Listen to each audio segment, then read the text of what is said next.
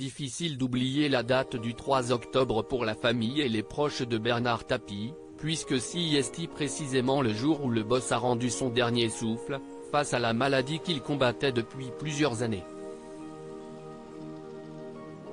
Aujourd'hui, ceux qui étaient à ses côtés jusqu'au dernier jour lui ont rendu de touchants hommages sur leurs réseaux sociaux respectifs.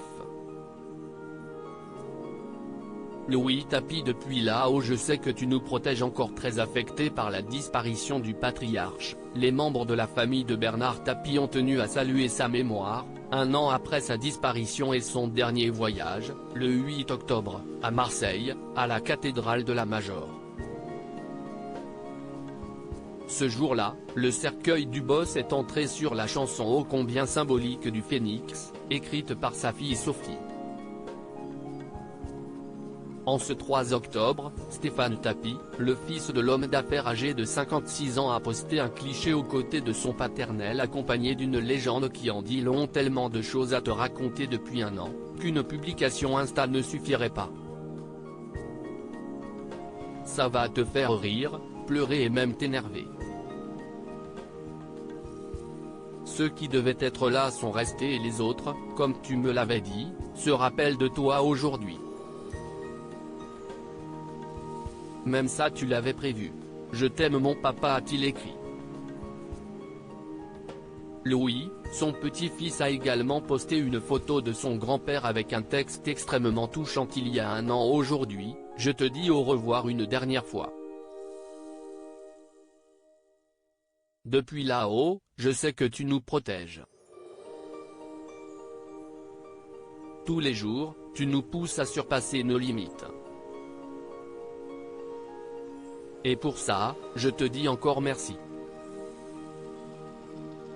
Nos esprits sont avec toi aujourd'hui et pour toujours.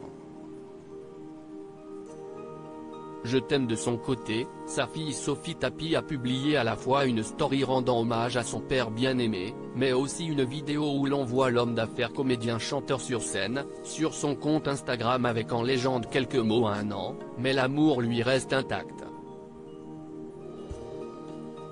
Hashtag I love you, hashtag dad, hashtag my hero, hashtag miss you. Sophie Tapie: le plus bel héritage qu'il m'a laissé, si est-il la positivité. Le 12 mai dernier, Sophie Tapie s'était confiée auprès d'Agathe Le Caron dans l'émission La Maison des Maternelles sur la façon dont elle tenait le coup face au deuil.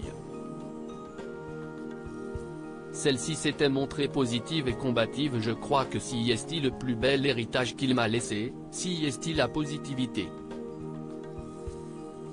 Je vois toujours le verre à moitié plein. S'il nous arrive une galère, je me dis que si est forcément qu'il y a une raison. Je pense qu'on se relève à peu près de tout.